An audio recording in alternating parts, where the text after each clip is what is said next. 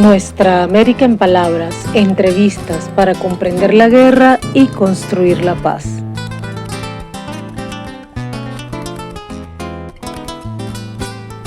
Estamos aquí una vez más en Nuestra América en Palabras, entrevistas para comprender la guerra y construir la paz. Y hoy tenemos un invitado muy especial porque es lo que comúnmente dicen el guerrillero más antiguo de nuestra América. Se trata del comandante Nicolás Rodríguez Bautista. Así que esta es una entrevista muy especial y realmente incluso inesperada. Así que un gran gusto, comandante Nicolás Rodríguez, tenerlo en nuestro espacio, Nuestra América en Palabras. Muchísimas gracias por aceptar la invitación y por tener esta disposición a dialogar con nosotros y nosotras.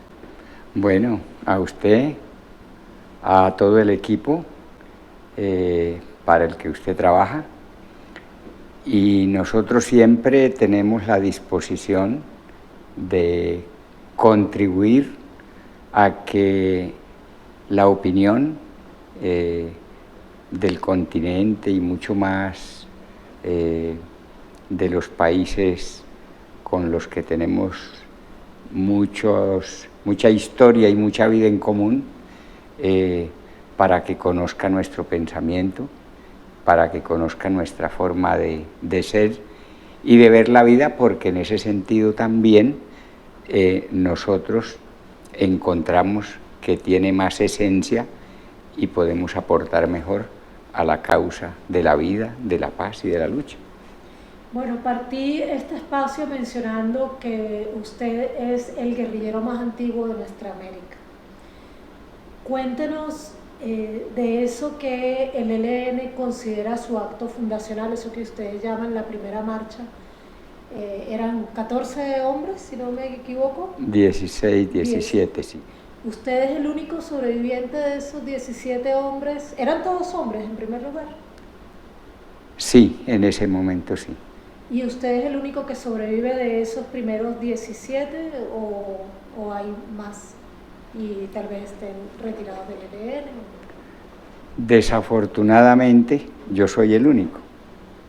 Digo desafortunadamente porque uno siempre quiere estar junto a todos los otros con los que comenzó la lucha, pero las circunstancias de la vida, de la guerra, no lo permiten y hay que aceptar de que soy el único activo.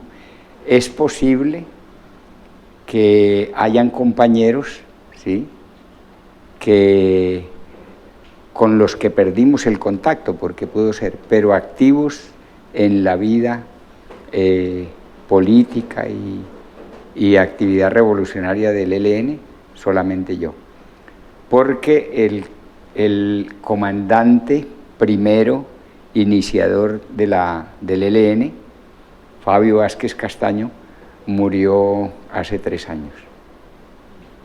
Sí. ¿Y ese ELN de 1964 ha cambiado mucho en todos estos años, digo, en su visión política del mundo? Yo pienso que eso que tú decías de los ideales, yo creo que eso está incólume y pienso que es lo esencial, porque nosotros nacimos convencidos de la urgencia de que Colombia cambie.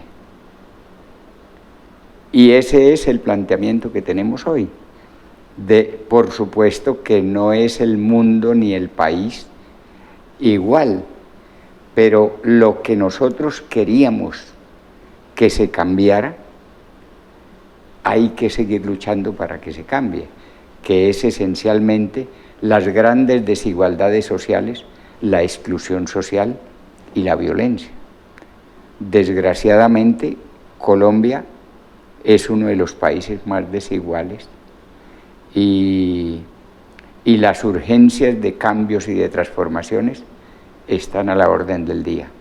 En ese sentido, el ELN tiene esos ideales, esos propósitos, y por supuesto que por todos los cambios de la vida social, política, de régimen y del sistema mismo, pues el ELN, decimos nosotros, que ha sido capaz de entender los nuevos fenómenos y mantenerse para continuar con los mismos propósitos e ideales.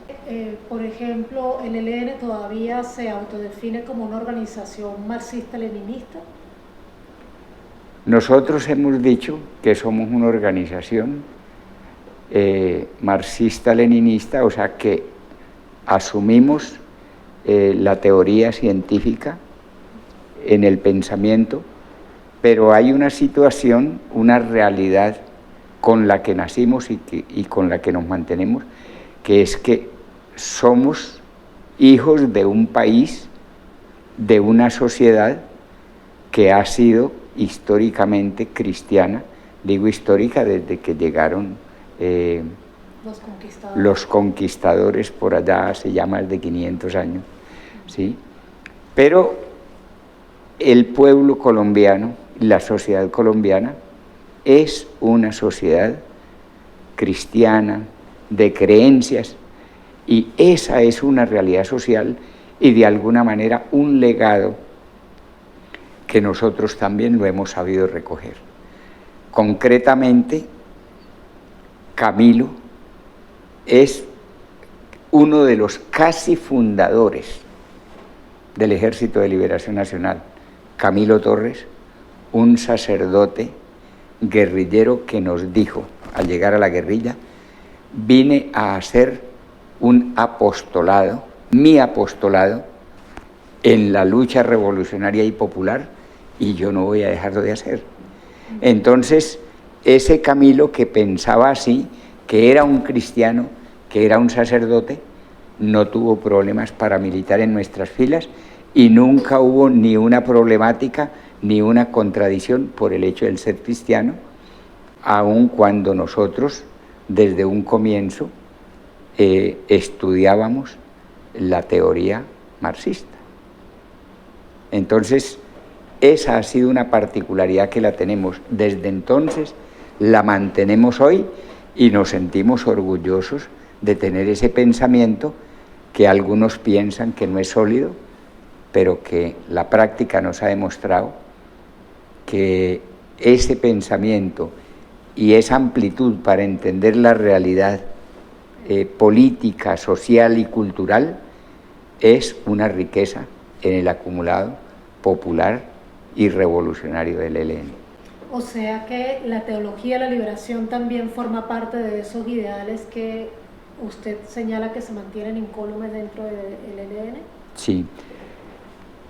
Nosotros consideramos, y mucha gente, que Camilo es un precursor de la teología de la liberación.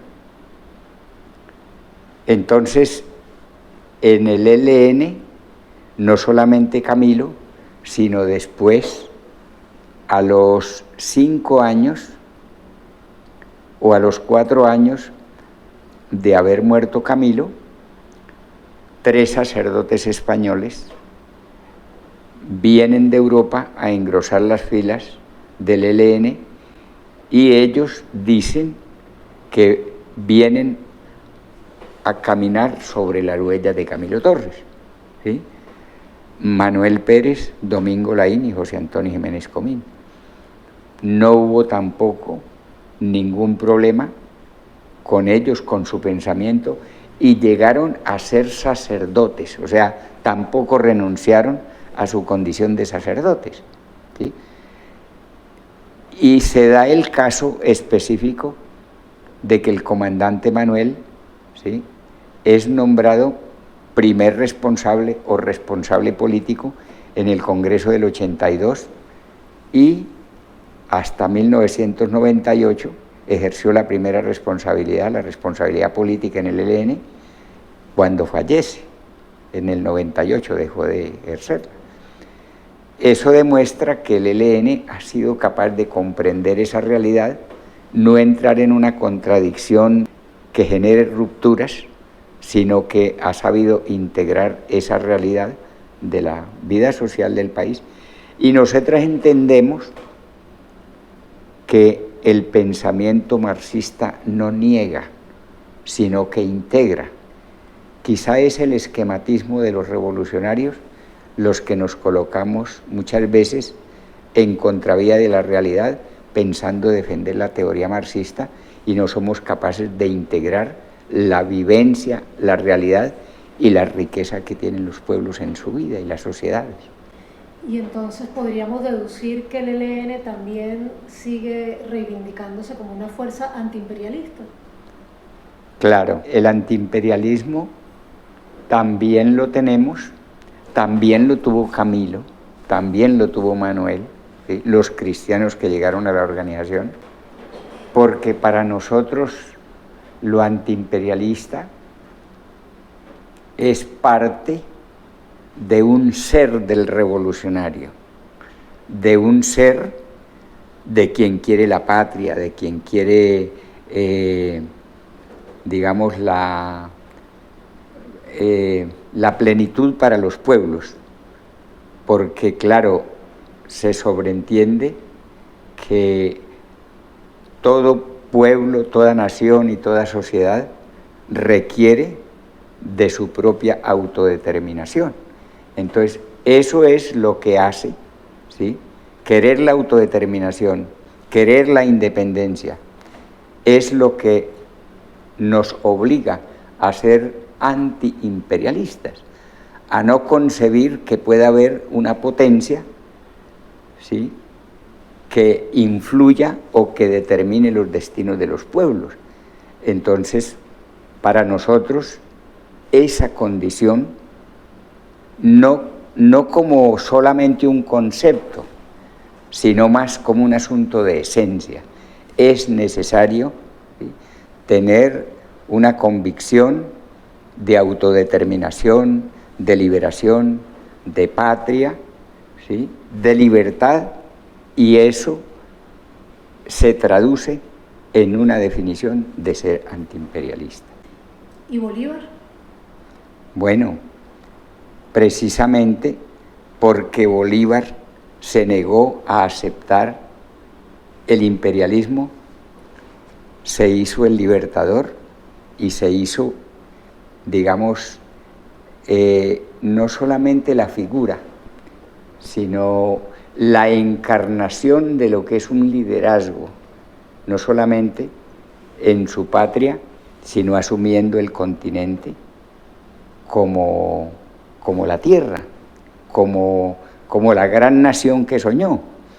Entonces, por supuesto que en ese sentido, de su pensamiento, de su acción y de la historia, el ELN recoge el bolivarianismo como parte de su esencia, no solamente por la historia, sino por nuestro ser también de nación, ¿sí?, y nuestro pensamiento también continental de la lucha revolucionaria.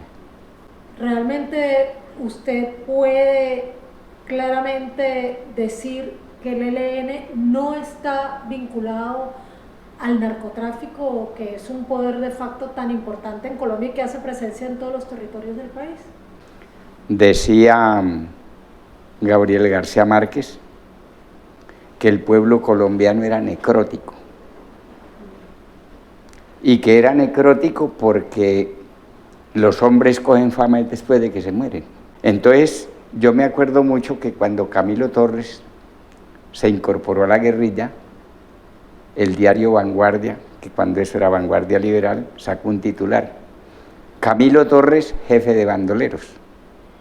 Y después de que murió Camilo, sus enemigos, hasta sus enemigos, lo volvieron el ídolo.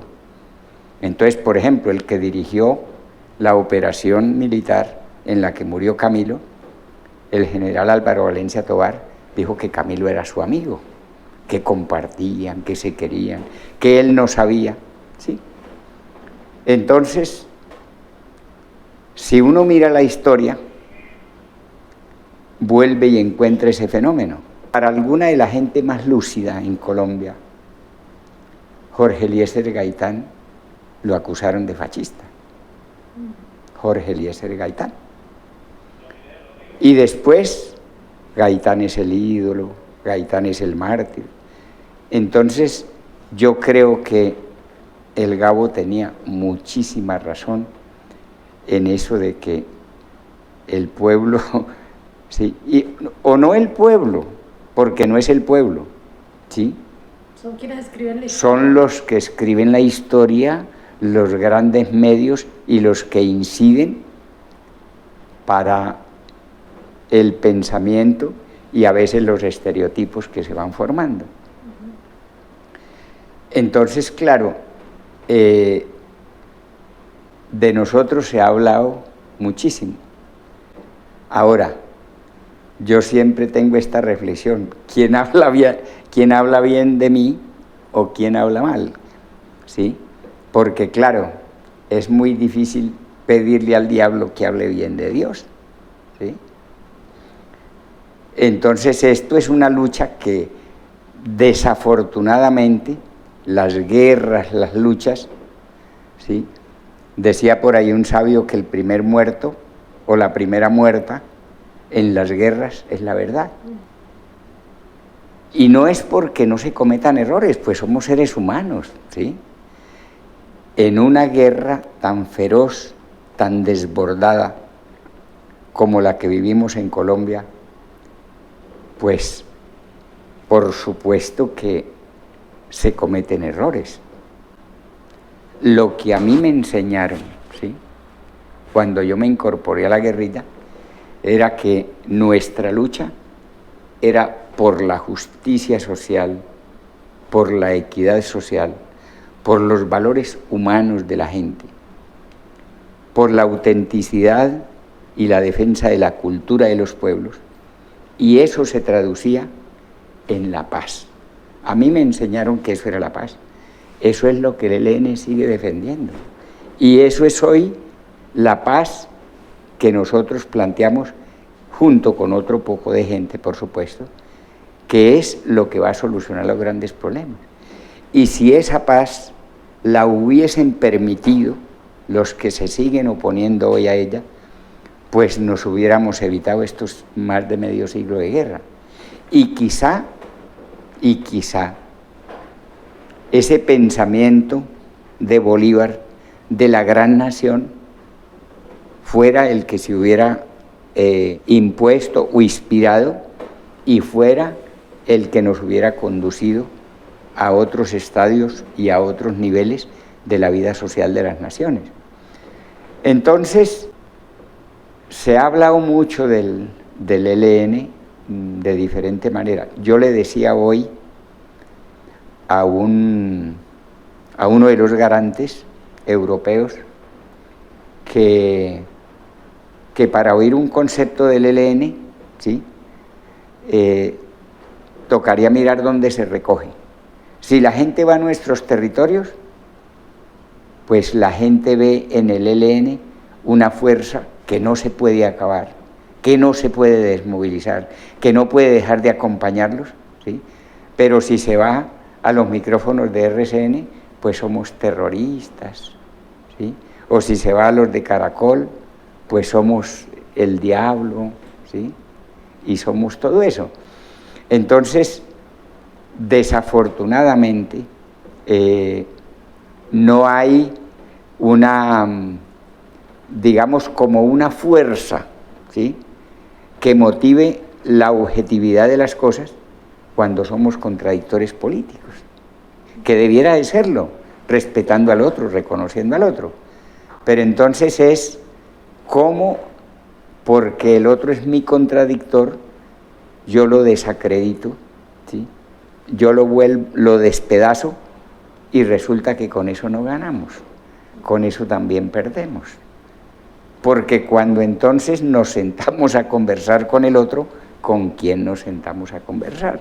Si yo lo despedacé y no me sirve, entonces ¿por qué ahora o después yo lo llamo para que conversemos? Eso no es coherente, ¿sí?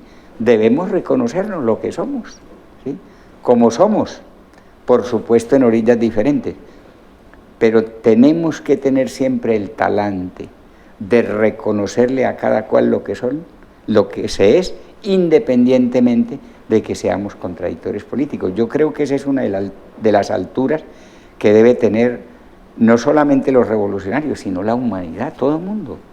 Tener la capacidad, bueno, pensamos diferentes, pero somos seres humanos, cómo somos y cómo logramos, como se ha dicho en otras ocasiones, llegar a ser una sociedad dialogante, a pesar de que tengamos conflictos, porque eso no van a desaparecer.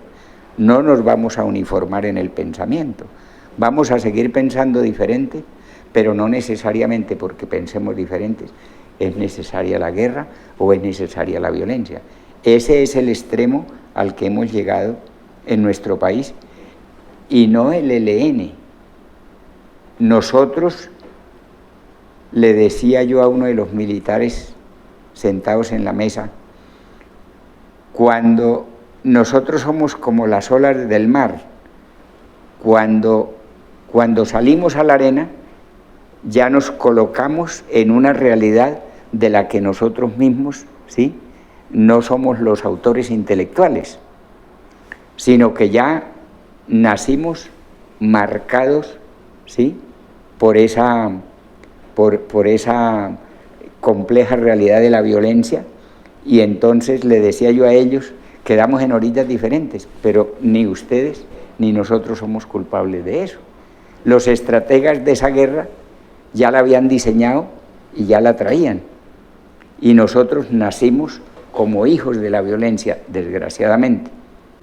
Y entonces esa violencia nos fue empujando y aquí vamos, desafortunadamente. ¿Y el narcotráfico, el ELN, está o no vinculado con el narcotráfico?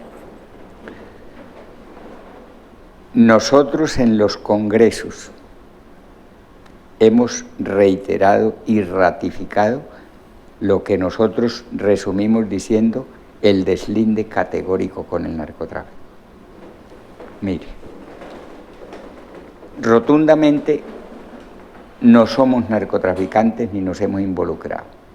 Nosotros no tenemos ni pistas, ni cultivos, ni laboratorios, ni rutas, ¿sí?, ni compramos ni vendemos cocaína ni productos de ese tipo. ¿Qué pasa? Que yo tengo una teoría. Para mí parte de la perversidad del desborde de la guerra empujó a los autores intelectuales, ¿sí?, que extendieron el narcotráfico. Tengo la teoría de que la metieron a nuestras zonas para destruir el tejido social, que no lo hemos creado nosotros, pero hemos influido en él con un pensamiento de lucha, ¿sí? Es extraño que justo hayan sido las zonas donde hemos operado las que se llenaron, ¿sí?, de coca, y se creó la economía ilegal. Los autores intelectuales de eso, ¿sí?, los que comenzaron a meter eso, no fueron los campesinos, no fueron los pobladores. Los pobladores la acogieron como única manera de sobrevivir en esas regiones internas donde no hay Estado y donde no llegan los desarrollos económicos sociales, ni la vialidad, ni la energía, ¿sí?, ni el agua potable, ni la educación, ni la salud, como una manera de sobrevivir. Pero los comerciantes estimularon eso y le llevaron al campesino la semilla, los créditos con el compromiso de que les vendieran el producto. El ELN es una fuerza de miles de hombres, sobre todo a partir de la década de los 80, que nos extendimos a las diferentes regiones del país, y es una fuerza sometida a una realidad de guerra que tiene múltiples necesidades de tipo material: las armas, la comida, la medicina, las municiones, la escasa tecnología que tenemos, y todas las necesidades que tienen los seres humanos estén en guerra o fuera de ella. Entonces nosotros, desde un comienzo, realizamos acciones de fuerza para conseguir los recursos económicos. Cuando los campos nuestros se llenaron de coca, los campos de los territorios nuestros se llenaron de coca, nosotros comenzamos a cobrarle un impuesto a los comerciantes que se metían, ¿sí?, a llevarse en el producto que cultivan los campesinos. Eso lo seguimos haciendo. Y lo hemos dicho al mundo. Nosotros no solamente cobramos impuesto por la coca. Si hay grandes ganaderos en una región donde estamos, nos pagan impuestos. Si hay empresarios del petróleo, si hay empresarios de cualquier rama económica, por supuesto que nosotros consideramos que los acaudalados, los que tienen los recursos, ¿sí?, tienen que contribuir al desarrollo de la causa, ¿sí?, y entonces ellos son objetos de exigencias y de impuestaciones de parte nuestra, ¿sí? Entonces, nosotros nunca hemos negado que cobramos impuesto a los comerciantes, así como le cobramos impuesto al resto de gente que se mete o que esté en nuestras zonas, ¿sí?, nutriéndose o beneficiándose o explotando los recursos de las regiones donde estamos. Entonces, eso para la cuestión de lo del narcotráfico. Lo del paramilitarismo. Comenzando la década del 60, pleno contexto de la Guerra Fría, llegó un general a Colombia de apellido Yarborough, que era jefe de las Fuerzas Especiales en Florida del Comando Sur. Ese general se reunió con la cúpula militar y con los políticos de entonces para hablar de la necesidad de fortalecer la inteligencia de las Fuerzas Armadas con civiles. Y ahí comenzó la concepción del paramilitarismo, civiles al servicio de las Fuerzas Armadas. Así nació la concepción del paramilitarismo. Eso tuvo sus desarrollos, incluso el documento escrito decía que ojalá los jefes de esas unidades de inteligencia estuvieran conducidas por un oficial o un suboficial en uso de buen retiro y que incluso podían utilizar armas, ¿sí?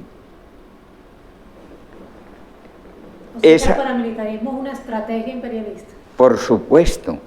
Mire, entonces ya es que hayan civiles que presten el servicio, ¿sí?, de inteligencia a los militares. Entonces, claro, en Colombia eso se fue desarrollando, el mismo gobierno, los mismos gobiernos, el mismo Estado, fue perdiendo el control, ¿sí?, y luego grupos de empresarios, ¿sí?,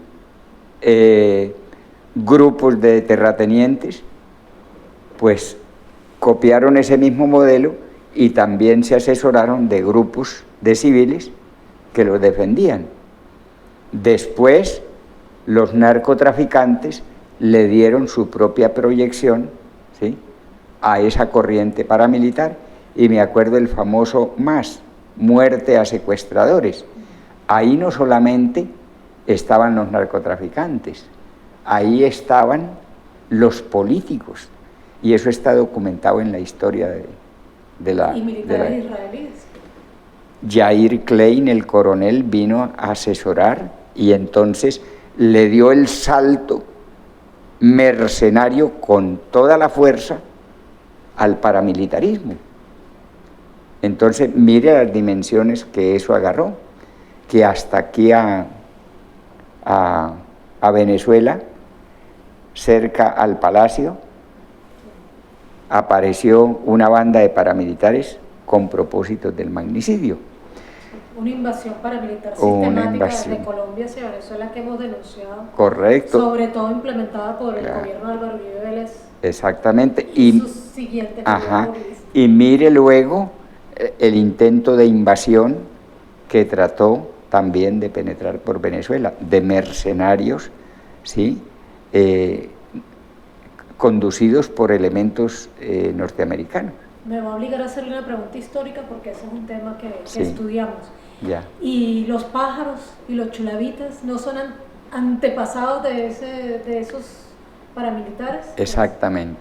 O sea, mire que Yarborouth fue comenzando la década del 60 que vino ese general. Pero en la época de la violencia, 50, bueno, casi hasta el 60, pero sí, digamos que el 53 se marca como un punto de inflexión en la historia. Eso no es tan así, pero eso queda en los escritos y a raíz de que se da la entrega del grupo de la fuerza guerrillera más numerosa de Guadalupe Salcedo en los Llanos Orientales. Pero los registros de la violencia comprueban, ¿sí?, que el Estado creó grupos de civiles, ¿sí?, tanto los políticos como los militares, y eran los que producían parte de los asesinatos que legalmente le costaba, tenía altos costos para las Fuerzas Armadas si eran ellos los que los desarrollaban. Entonces, la guerra sucia que se llamó, se la dieron a esos grupos. ¿Quién la creó? El Estado. Hay una... Y eso fue antes de esta estrategia planteada por el... Por supuesto, o sea que Yarborouth fue a revivir un asunto que ya en la violencia, en la época de la violencia anterior, se había dado. Hay una frase de un político famoso, que ya no recuerdo bien el nombre, que dijo lo siguiente: nosotros creamos los pájaros y después ellos volaron solos, reconociendo que se les habían salido de las manos. Por supuesto que esos grupos luego se les salen de las manos. Es un monstruo que que lo van creando, ¿sí? No nace como monstruo, pero después se convierte en un monstruo, que es el problema del paramilitarismo, que después se le vuelve un problema a los mismos que lo crearon. O sea que todo esto es antes de 1964. Por lo Correcto. tanto, estaría usted queriéndonos decir que no hay relación entre la existencia del paramilitarismo y la existencia del ELN. Por tanto, no habría relación entre una desmovilización del ELN y una desaparición del paramilitarismo. El paramilitarismo ha sido la forma, digamos, más,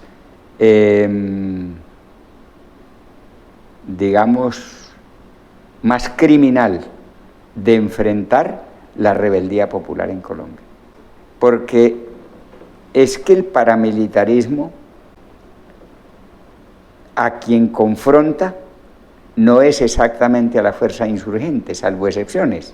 El paramilitarismo asesina es a los pobladores, a los dirigentes, ¿sí? En el tejido social es que ellos encuentran, ¿sí?, digamos, su objetivo para afectar y destruir. Porque el objetivo, al final, de quienes nos han combatido, digamos, de una manera buscando nuestra eliminación física, es eliminar el tejido social, porque son conscientes de que esa es nuestra fortaleza. Para nosotros, lo vital en nuestra lucha no es tanto la confrontación militar, sino el fortalecimiento, la organización del tejido social. Eso es lo que hay que desbaratar. Por allá en Vietnam, un general norteamericano sacó la teoría de quitarle el agua al pez, que es traducido a la colombiana es: creo el grupo de paramilitares y destruyo el tejido social que respalda la lucha revolucionaria, la lucha insurgente. Entonces, quien escucha diría, por tanto, si se acaba la insurgencia, se quedan sin razón de ser los paramilitares. Pero mire que antes de existir el ELN también se dio ese fenómeno, no existía el ELN y existieron paramilitares, ¿sí? Entonces es una política asumida por quienes conducen la guerra y se alimentan de la guerra como la manera de destruir la oposición política, no solamente la insurgencia. O sea, el paramilitarismo enfrenta a la oposición política, a quien se opone al régimen, porque en ese tiempo, ¿sí?, en muchas regiones donde hubo paramilitarismo no había guerrilla, ¿sí? Eran organización y ciertos desarrollos, digamos, de carácter popular e insurreccional. Y el paramilitarismo fue el que produjo el mayor número de asesinatos, por supuesto de la mano de las Fuerzas Armadas, ¿sí? Hay una... Y además de un político colombiano, según incluso lo ha señalado Mancuso o Macaco en sus últimas declaraciones. Claro, es que el paramilitarismo en Colombia no sobreviviría sin el apoyo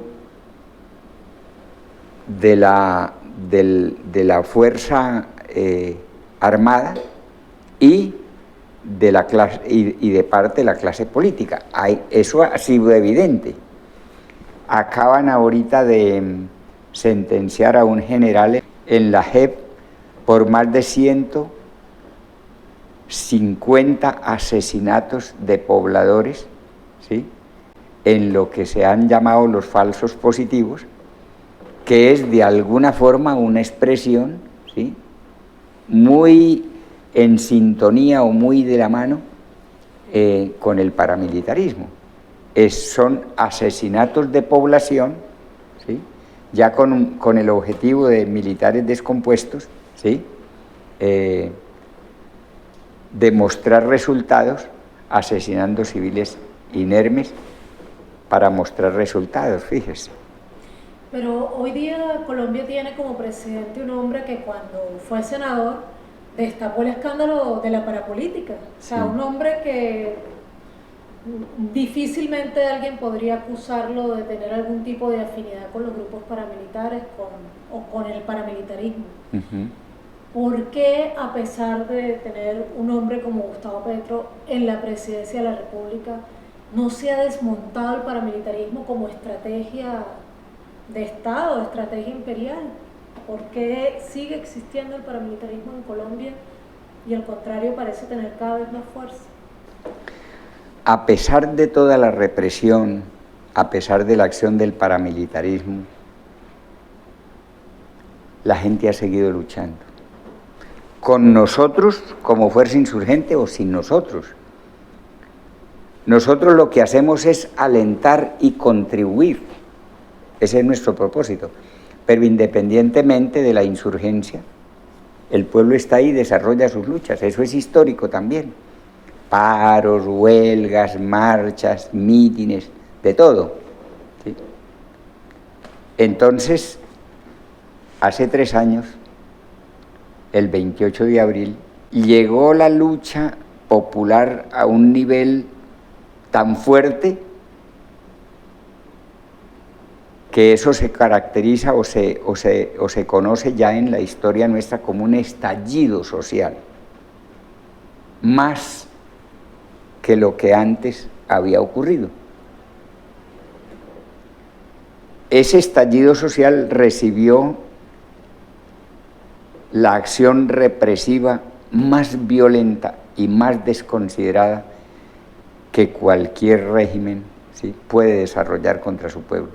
Era la gente, era el pueblo, eran las barriadas, eran los muchachos de los tugurios, ¿sí?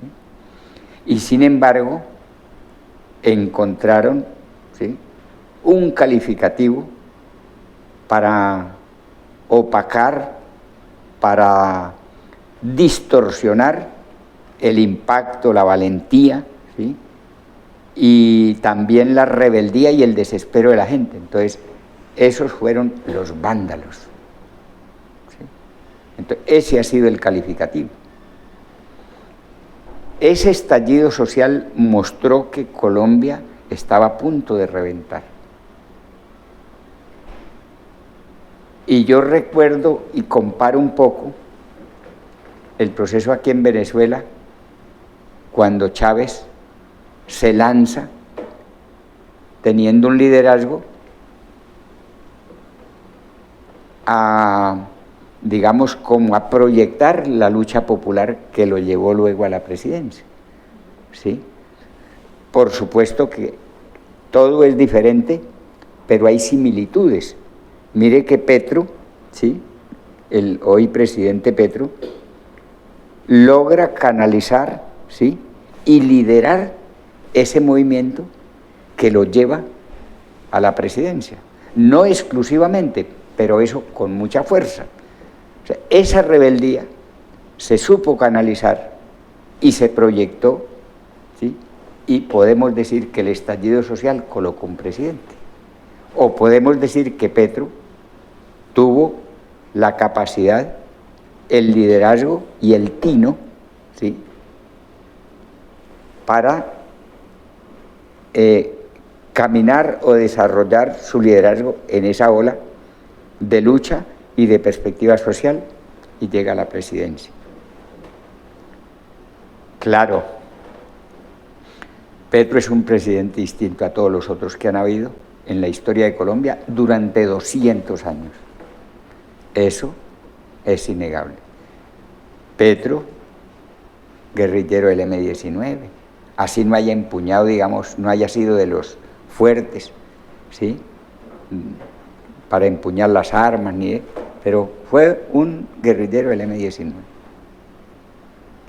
Pero además de eso, Petro ha tenido una trayectoria política, un liderazgo político, ¿sí? Fue concejal, fue senador, fue alcalde de Bogotá, la capital. Petro plantea, ¿sí?, una manera de gobernar, un pensamiento y una manera de concebir por dónde debe transcurrir la vida política del país, pero por supuesto que encuentra unas barreras casi insalvables, casi, porque digamos, apenas lleva un año, ¿sí?, larguito en el gobierno,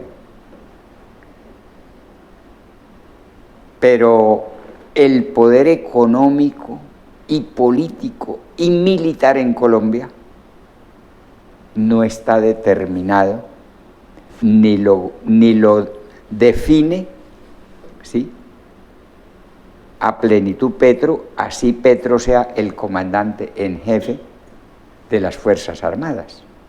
Esa es una definición de ley, pero en la práctica, ¿sí?, eso tiene sus bemoles, ¿sí? O sea que esos poderes de facto sostienen el paramilitarismo en Colombia. Entonces, nosotros pensamos que el paramilitarismo, ¿sí?, ha tenido históricamente mucha relación con el aparato armado colombiano, con las Fuerzas Armadas colombianas, y eso no se ha resuelto, ni se ha roto, ni ha desaparecido. Que se ha afectado, ¿sí?, que no es igual a los tiempos de las Autodefensas Unidas de Colombia, eso es cierto. El paramilitarismo hoy no tiene esas dimensiones, pero existe efectivamente, ¿sí? Recientemente hubo una masacre en el Bajo Cauca, municipio de Cáceres, en Colombia. Un grupo paramilitar asesinó a 5 inermes personas de la región y se llevó 5 personas de la región y del poblado que tomó por asalto. Y entonces hay quienes dicen, no, es el problema del narcotráfico. Puede ser que esté enquistado, porque es que el paramilitarismo y el narcotráfico, desde los tiempos de las autodefensas se demostró que el paramilitarismo se alimentaba de los dineros del narcotráfico, que había una simbiosis, ¿sí? No es lo mismo, por supuesto, hoy, pero tampoco ha desaparecido, Y como estrategia imperialista, Nicaragua también lo demostró. Por supuesto. Los contras se mantenían con dinero. La famosa escándalo de los contras y el narcotráfico. Y así en otras partes. Mire, por ejemplo, lo que comienza a ocurrir en Ecuador hoy. ¿Sí?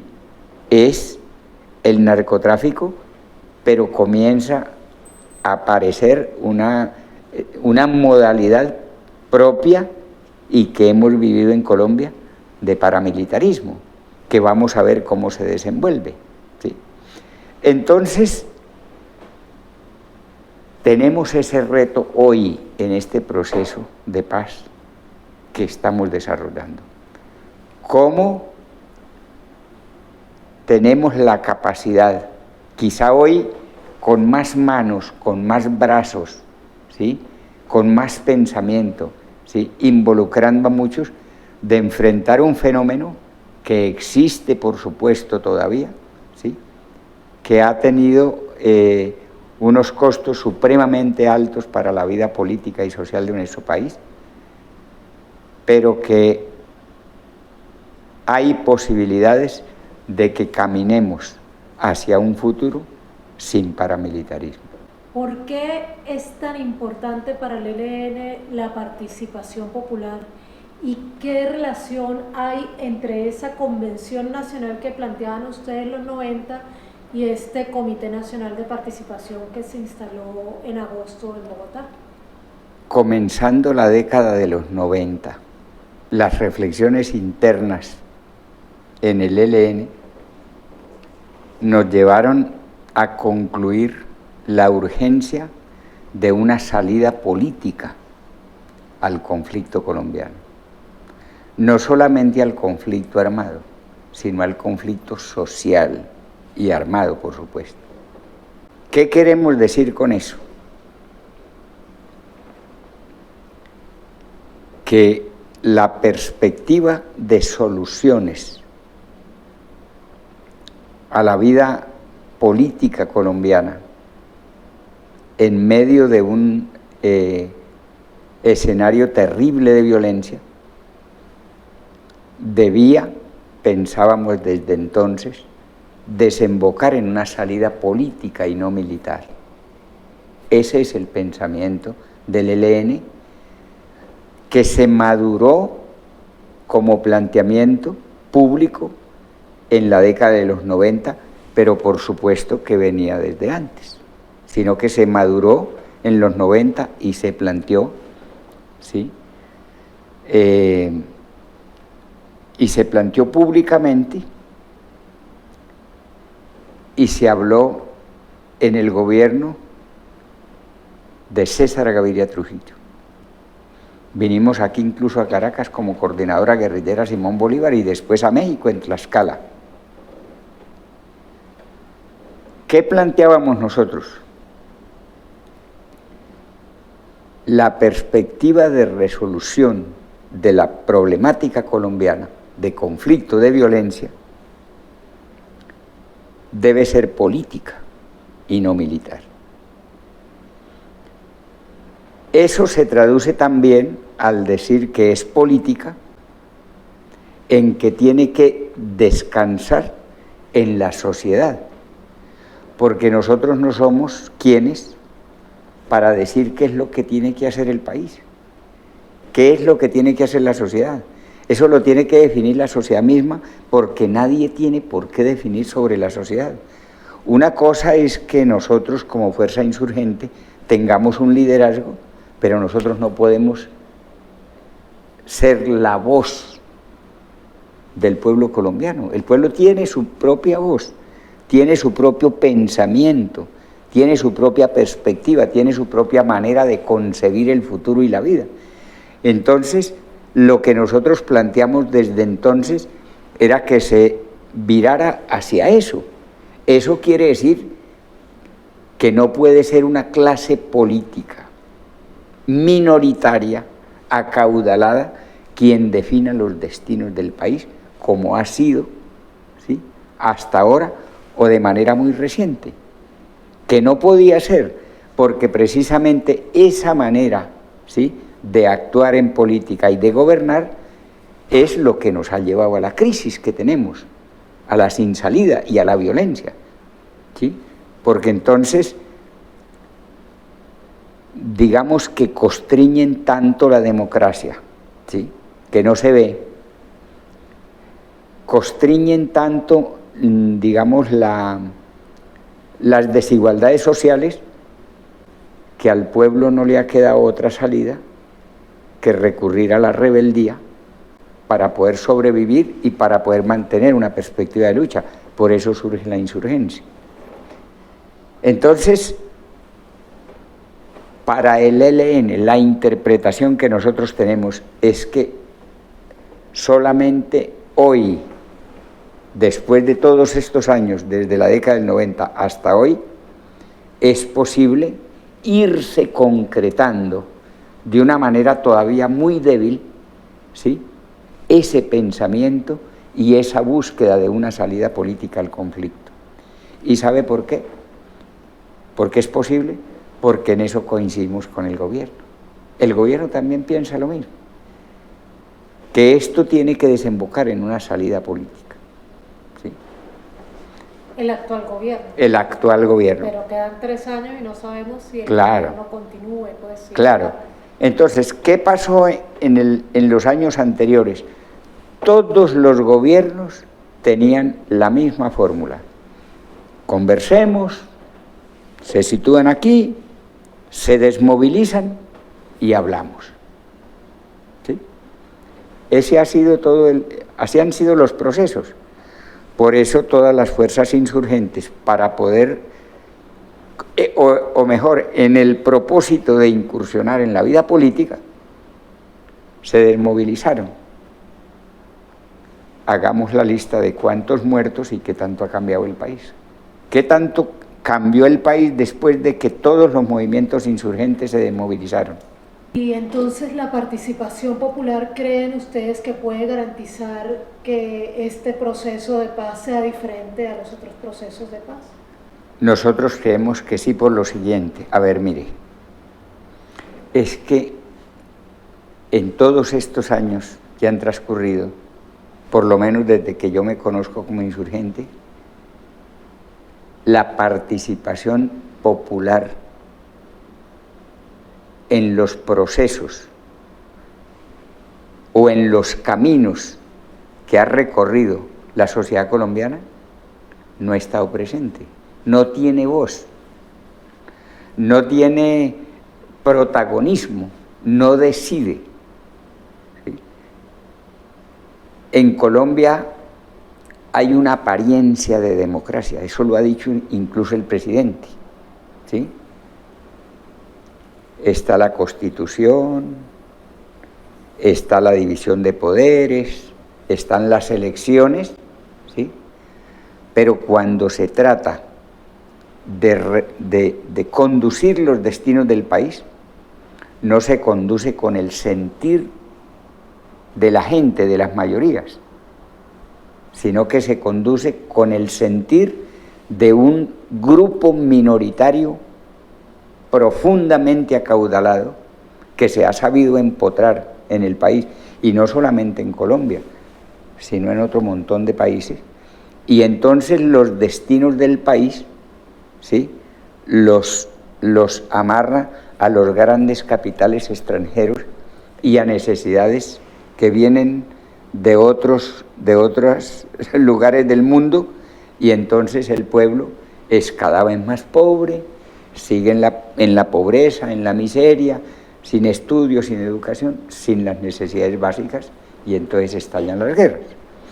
Entonces, nosotros decimos lo siguiente: que haya la oportunidad de que el pueblo se exprese, que diga que quiere, y nosotros nos sometemos a ese veredicto. Eso planteaba la Convención Nacional, y eso es lo que aspiran ahora con el Comité Nacional de Participación. Exactamente. O sea, nosotros dijimos que se desarrollara una convención nacional, ¿sí?,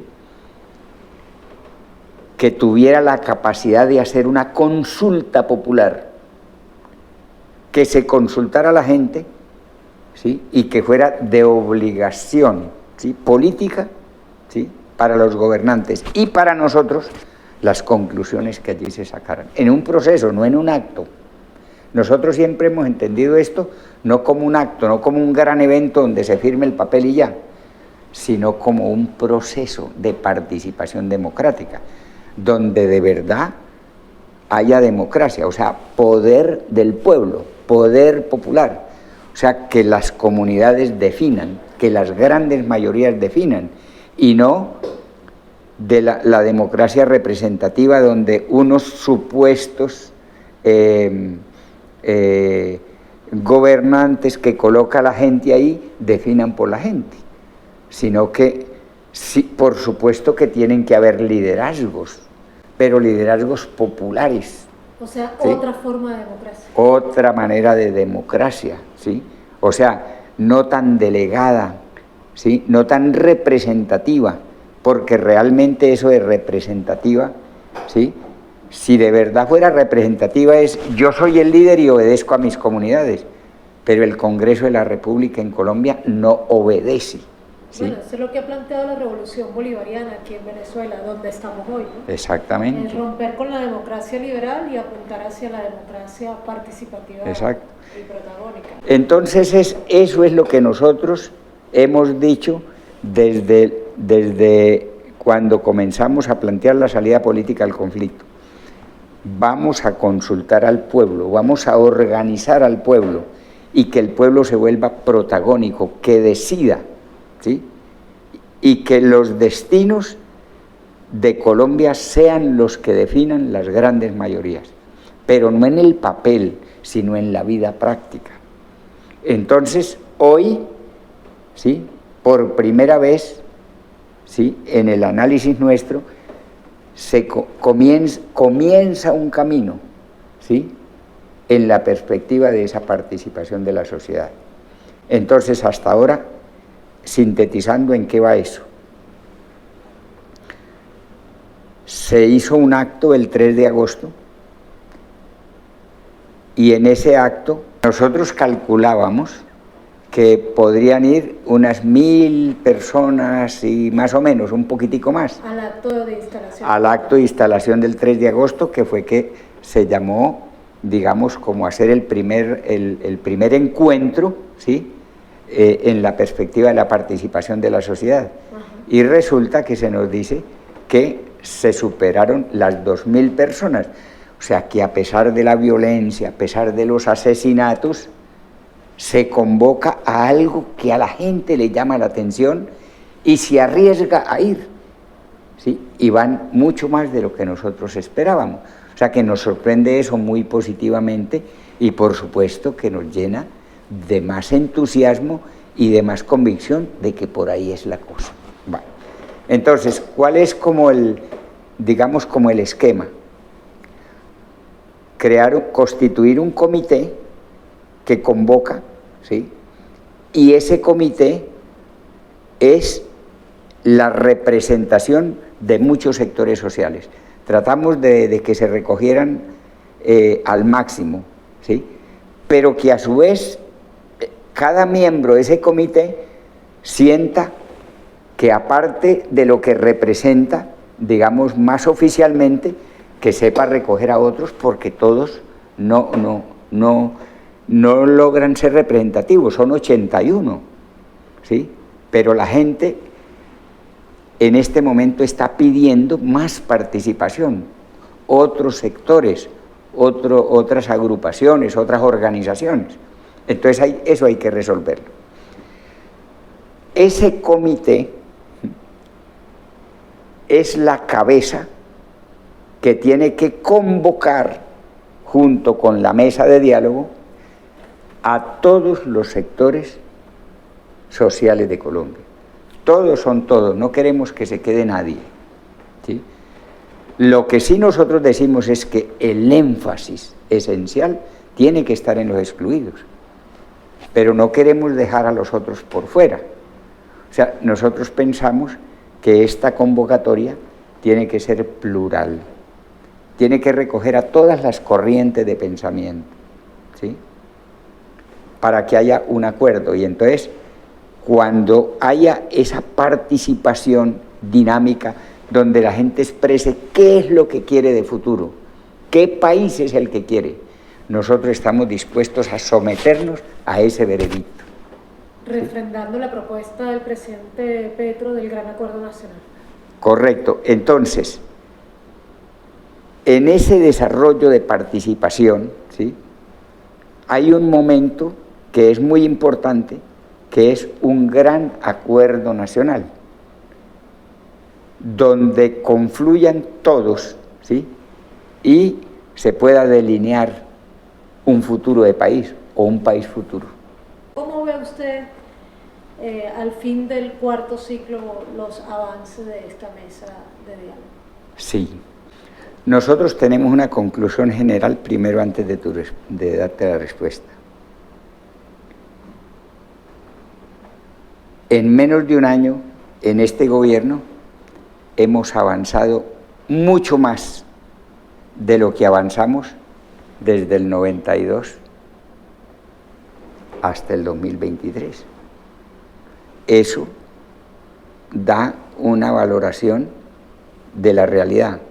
En estos, digamos, 8 meses, ¿sí?, 7 meses, ¿sí?, más que 3 décadas. Hemos avanzado más que 3 décadas, ¿sí?, porque firmamos una agenda, ¿sí?, pactamos un cese al fuego y arrancó el desarrollo de la participación de la sociedad, ¿sí?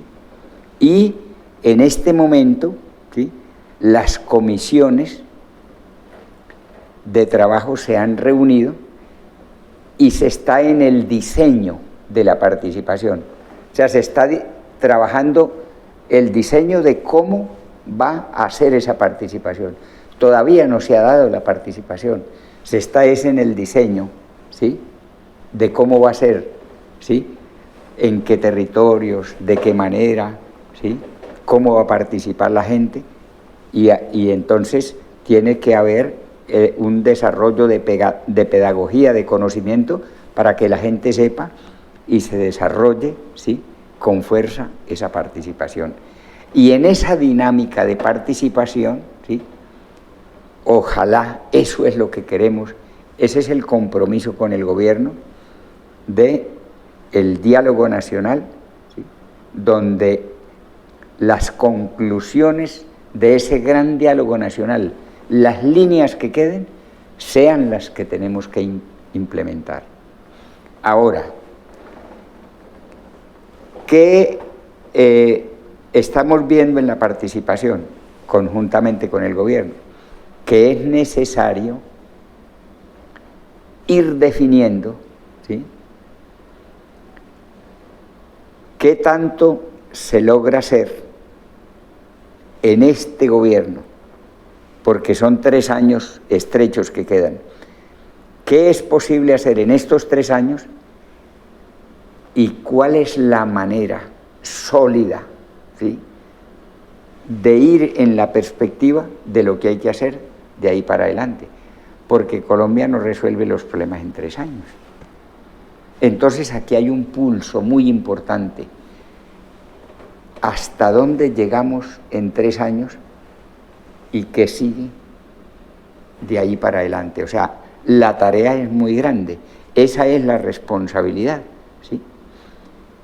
Y ese acumulado popular, social, en el desarrollo de la participación, tiene que ser capaz, ¿sí?, de sacudir los cimientos del régimen en una perspectiva de país diferente, porque no puede ser la participación por la participación. Si decimos que el pueblo es protagónico, el pueblo tiene que definir.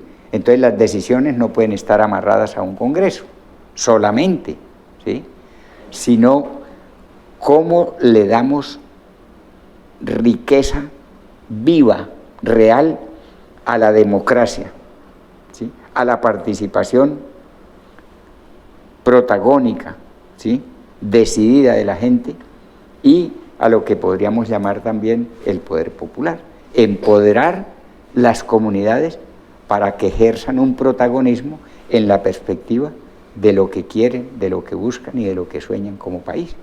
Entonces, permítame sacar una conclusión de lo que hemos conversado en este rato. Sí. Usted me ha dicho que el ELN sigue siendo un ELN fiel a los principios fundacionales de ustedes como organización insurgente. Usted ha manifestado confianza en la voluntad del gobierno colombiano actual para avanzar en la construcción de la paz y además ha manifestado que el interés del pueblo colombiano por participar en estos espacios de construcción de paz incluso les sorprendieron al ELN. Con todos estos elementos que usted ha mencionado, me atrevería yo a decir que está usted muy optimista con esta mesa de diálogo y con el proceso en el que están avanzando con el gobierno nacional. Yo soy optimista, pero yo tengo una característica, yo siempre he sido optimista. Porque... O sea, está optimista, pero eso no es novedad. No es novedad, porque siempre he sido optimista. Lo que pasa es que yo siempre he vivido plenamente convencido de lo que pienso, de lo que creo, ¿sí? Y cuando las cosas son muy difíciles, uno le junta eso, la voluntad, el sentimiento, el romanticismo, las esperanzas, las ganas, y eso siempre, por lo menos a mí me ha dado muchos resultados. Entonces, hoy yo veo, yo siento, yo palpo, ¿sí?, que coincidimos con el gobierno porque lo que plantea Petro, que es una necesidad, nosotros también lo vemos, ¿sí? Hay necesidad de darle protagonismo al pueblo, ha dicho Petro. Hay necesidad de que la gente se manifieste, se movilice, luche, diga lo que quiere y defienda lo que quiere. Nosotros coincidimos con el presidente en esas afirmaciones. Por supuesto que sí, en el primer acto, sí, porque no era solamente el ELN el que pensaba que iban a salir 1000 personas. Yo creo que coincidíamos incluso con gente del gobierno, porque ya lo estábamos hablando, en esas cosas que no se hablan tanto, digamos, como en la mesa formalmente, sino en las charlas informales. Bueno, listo, vamos a alistarnos, tal, bueno, que lleguen 1000, ¿sí? Ojalá todo el mundo, porque yo fui a cubrir y todos los periodistas que estábamos ahí también nos sorprendimos. Claro, correctamente, cuando comienza a llegar la gente, no, ¿sí? Y las filas larguísimas. Exactamente, pero además el entusiasmo, porque yo no estuve, pero lo vi por la televisión, y entonces veía uno los rostros, la gente, la alegría, como así, como que sí. Entonces, claro, y fíjese que ahorita lo que nos dicen los compañeros con los que nos comunicamos, porque hemos hecho teleconferencias y eso, dice, hay muchas ganas, hay más gente diciendo, oiga, yo no pude llegar, ¿sí? Yo no he llegado, a mí no me tuvieron en cuenta, ¿dónde me meto? ¿Cómo es? O sea que nosotros sentimos que, digamos, coincidimos con las necesidades, los intereses y la expectativa de la gente. Ahora, fíjese, eso desafortunadamente no se da en una dinámica de tanta tranquilidad, porque hay muchos o algunos que quieren romper este proceso, que hablan mal del proceso, que a todo le ven mal, que condenan, ¿sí?, que cuestionan, que no admiten, pero nosotros tenemos claro que jamás desaparecerán quienes estén en contra de las dinámicas, ¿sí?, en las que vamos coincidiendo y que la gente quiere. Siempre habrá quien no quiera. Entonces, nosotros queremos que esos que no quieren también participen en el gran diálogo nacional, que escuchen y que expresen, y escuchar por qué no quieren. El ELN tiene esa voluntad, tiene esa disposición, ¿sí? Y si un día alguien de los que no quieren dice, bueno, yo quiero hablar con el ELN, con un dirigente, sí, estamos abiertos a eso y tenemos esa disposición. No estamos cerrados ni tenemos veto con nadie, ¿sí? Creemos que el diálogo, ¿sí?, el intercambio ayuda a romper a veces distancias, estereotipos o visiones distorsionadas que se tiene por lo menos de nosotros, ¿sí? Por lo menos mucha gente dice, no, que es que el ELN no quiere la paz. No, lo que nosotros no queríamos era el sometimiento de que para poder hablar, entonces se nos pedía primero las armas. Entonces, bueno, con este gobierno se ha podido pactar un cese, ¿sí?